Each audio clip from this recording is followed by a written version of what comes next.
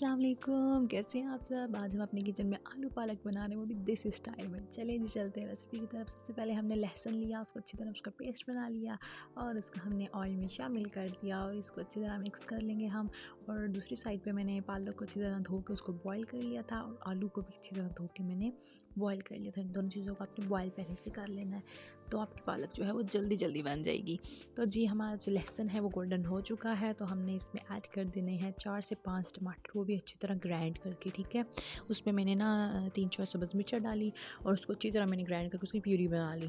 اور اس میں کیونکہ باقی ہانڈیوں کی بنسبت اس میں ٹماٹر زیادہ ڈلتے ہیں، تو جی ہم نے اس میں ٹماٹر ڈالے اور اس کو اچھی طرح مکس کیا۔ دین پھر اس میں ہم نے اسپائسیز ایڈ کیے۔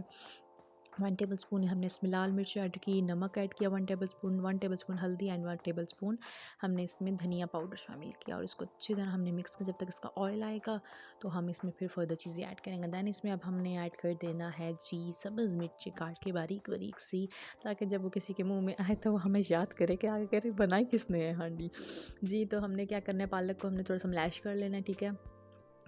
اور اس کو میش کر کے آپ نے جو ہمارا پیسٹ تھا اس کے بیچ میں ایڈ کر دینی ہے اور اس کو تھوڑا سا آپ نے اور ہانڈی میں اچھی طرح میش کر لیں۔ کسی کو بہت میش ہوئی پالک اچھی لگتی ہے، کسی کو تھوڑی سی کھلی کھلی اچھی لگتی ہے، جیسی آپ کو اچھی لگتی ہے آپ ایسے کر سکتے ہیں۔ تو اس میں ساتھ آپ نے آلو بھی ایڈ کر دینے ہیں، تو اس کو بھی اچھی طرح مکس کر لینا ہے اور ان کو اچھی طرح اس میں مطلب کہ بھون لینا ہے قسم کا۔ آپ نے ٹماٹر اس میں کیونکہ بہت اچھی پیوری بنی ہوتی ہے تو آپ نے اس کو اچھی طرح اس میں مکس کر لینا ہے، سمپل جی۔ تو ہمارے آلو پالک جو ہیں وہ ریڈی ہو چکے ہیں۔ تو آپ کو کیسی لگی ریسیپی مجھے بتائیے گا اور میرے چینل کو بھی ضرور سبسکرائب کیجیے گا۔ جی یہ دیکھیں کتنا اچھا اس کا آئل آیا ہے اور بہت ہی یمی بنے تھے۔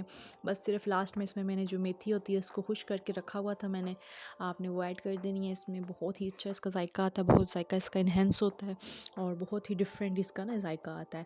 تو وہ بتائیے گا مجھے آپ کو میری ریسیپی کیسی لگی۔ ملتے ہیں نیکسٹ ریسیپی میں۔ اللہ حافظ۔ اور اگر آپ نیو ہیں میرے چینل پہ تو میرا چینل ضرور سبسکرائب کیجیے گا۔ اللہ حافظ۔